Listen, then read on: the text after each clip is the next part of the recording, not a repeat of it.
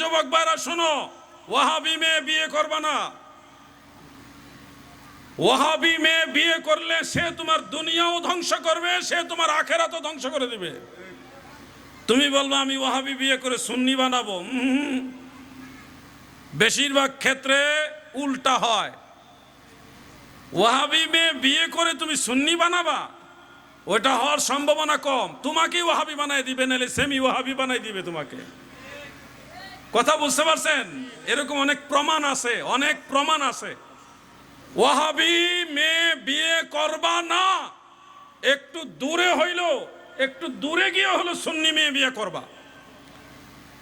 কি যুবকরা বেজার হইতেছো? বুঝবা, টের পাইবা। জিহাদি হুজুরে কইতেছিল যখন ওয়াহাবি বিয়া করবা তখন বুঝবা, আহারে হুজুরের কথা মানলাম না কেন। সুন্নি মেয়ে আজকে তোমার সাথে একটু কড়া কথা কইলেও একটু পরেই নরম হয়ে যাবে। তাদের ভিতরে আদব কায়দা বেশি থাকে। সুন্নি মেয়েদের আদব কায়দা বেশি থাকে। আর ওয়াহাবি যেটা, এটা ঘাউরা, এমন ঘাউরা তুমি এর সাথে ঝগড়া করেও পারবা না। তোমার মান সম্মান একবারে খেয়ে ফেলবে, সংসার ধ্বংস করে দিবে। এই জন্য ওয়াহাবির মেয়ে কোন যুবক, সুন্নি যুবক বিয়ে করবা না। ঠিক আছে নি? কথা কয় না কেন? ঠিক আছে? সুন্নি মেয়ে বিয়ে করবা, বিয়ের সাথে করবা, আমরা দাওয়াত দিবা। তো ওয়াহাবি মেয়ে বিয়ে করে আবার দাওয়াত দিও না, খবরদার। ওয়াহাবি মেয়ে যদি বিয়ে করো তাহলে তোমার লস, তোমার ক্ষতি। আমি তোমাকে যা সতর্ক করছি, আজকে আমার কথার মূল্য না বুঝলে ঠিকই সময় হইলে বুঝবা, কিন্তু সময় হারায় বুঝলে তখন আর কাজ হবে না।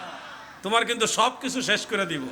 একটা মেয়ে, তুমি যদি আধা সুন্নি আধা ওয়াহাবি হও, আর তোমার ওয়াইফ সে যদি কররা সুন্নি হয়, তাহলে ঠিক আছে, চলে।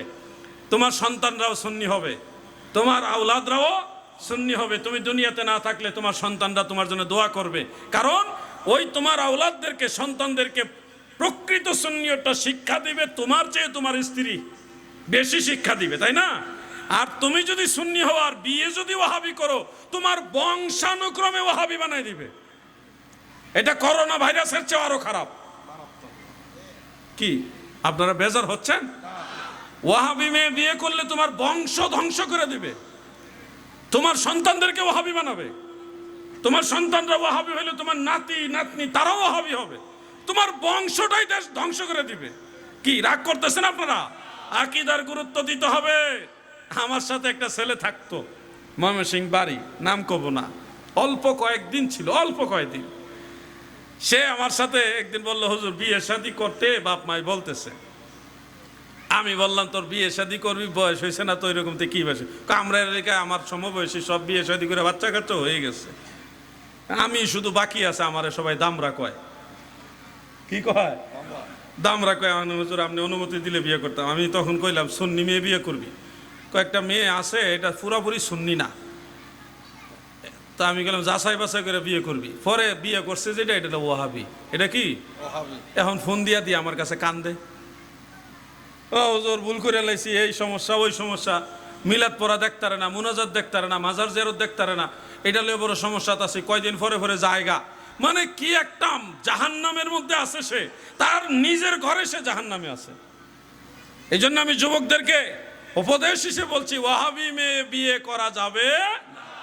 কথা কি বুঝতেছো আমার? ওয়াহাবি মেয়ে বিয়ে করা যাবে।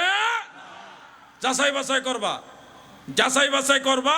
সুন্নি মেয়ে বিয়ে করবা, দেখবা তোমার যত্ন করব, সেবা যত্ন করব, তোমার খোঁজ খবর ভালো নিব, তোমার অসুস্থতার সময় সেবা করব, তোমার সন্তানদেরকে বড় আদর করে নবীর দুরুদ সালাম শিখাইব।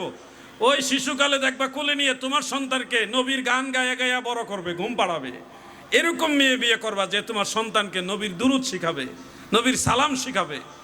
মিলাদুন নবীর চাঁদ দিয়ে যেই মা তার সন্তানকে সুন্দর কাপড় চোপড় পরিয়ে সবুজ পতাকা দিয়ে বলবে, যাও বাবা, এটা আমার নবীর মিলাদের মাস, তুমি গিয়ে জশ্নে জুলুসে অংশগ্রহণ করো। যেই মা সন্তানকে নবীর মিলাদের জশ্নে জুলুসে পাঠায়, ওই ধরনের মেয়েদেরকে বিয়ে করবা। যেই মেয়ে নবীর মিলাদ পছন্দ করে না, জশ্নে জুলুস পছন্দ করে না, সে যত সুন্দর হোক আর ধনী হোক, তাকে বিয়ে করা যাবে না। ধ্বংস করে দিবে। ভাই আপনাকে রাগ করতেছেন? এগুলো আকীদা রিলেটেড কথা।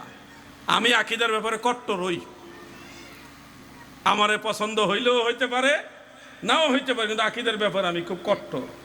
আমি আমার আগে যে দরবারে আসছিলাম, বড় দায়িত্বে আসছিলাম, দরবার ছেড়ে দিয়েছি শুধু আকিদার কারণে। তো এই জন্য আপনাদেরকেও আমি সচেতন করব, এই আকিদার বিষয়গুলো আপনারা গুরুত্ব দিবেন। রাত্র প্রায় 12:30 বেজে গেছে, খেয়াল করিনি। এর মাঝে আবার মিলাদ শরীফ দোয়া, আমি আবার রাত্রের মধ্যে ঢাকা যাইতে হবে। কালকে আমার অনেকগুলো কাজ ঢাকায়, অনেকগুলো কাজ, গুরুত্বপূর্ণ কাজ। তো আমি আর সামনে এগোতে পারছি না। তবে একটা কাজ করি, আরও 5-7 মিনিট সময় নিব।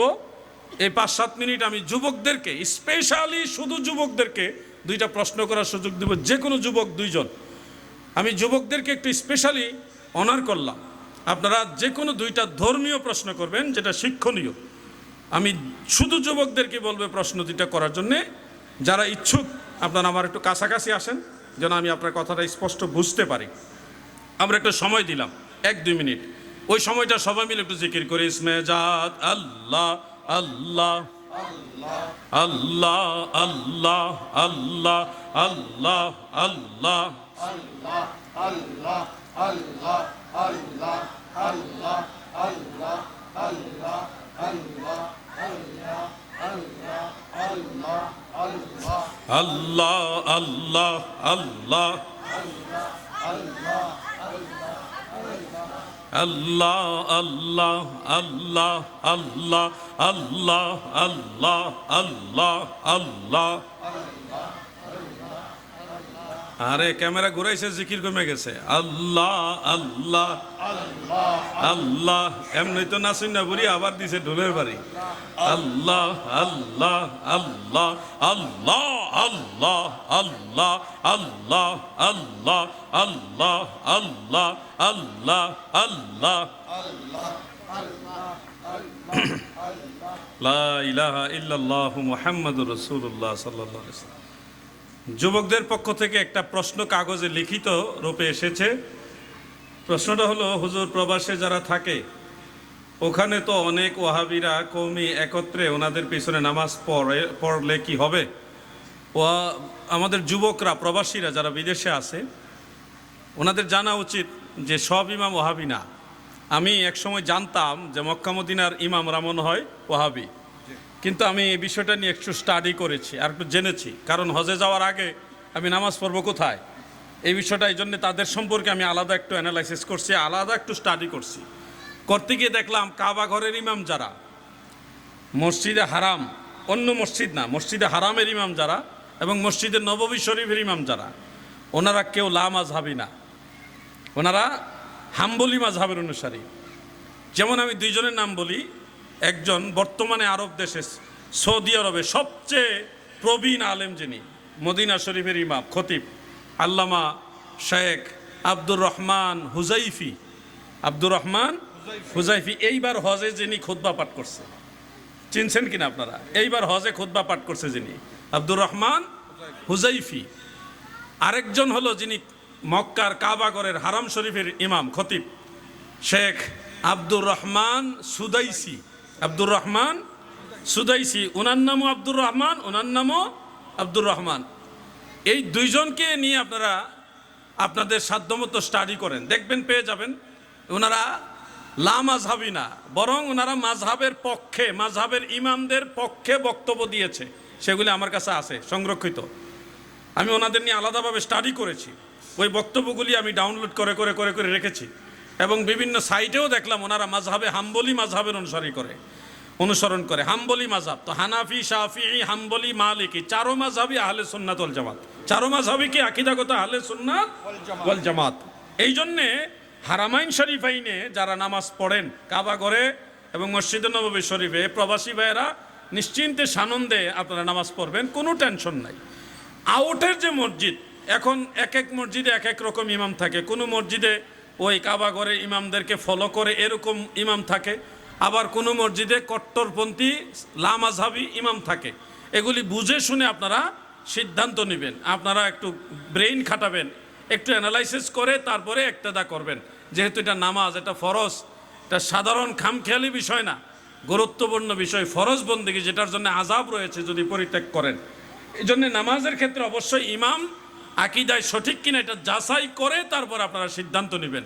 প্রবাসী এবং বাংলাদেশেও অনেক জায়গা আছে, অনেক মিল ফ্যাক্টরি আছে যেখানে নামাজ পড়তে হয় আমাদের কর্মজীবী ভাইদের, সেখানে ইমাম পাওয়া যায় না সুন্নি। সেক্ষেত্রে আপনারা আপনাদের কায়দা মতো টাইম শিডিউলটা চেঞ্জ কইরা আপনারা আলাদা করে ছোট ছোট জামাত করে নেবেন, হেকমত খাটে চলবেন, তাহলে আল্লাহ আপনাদের সাহায্য করবেন। আমিন।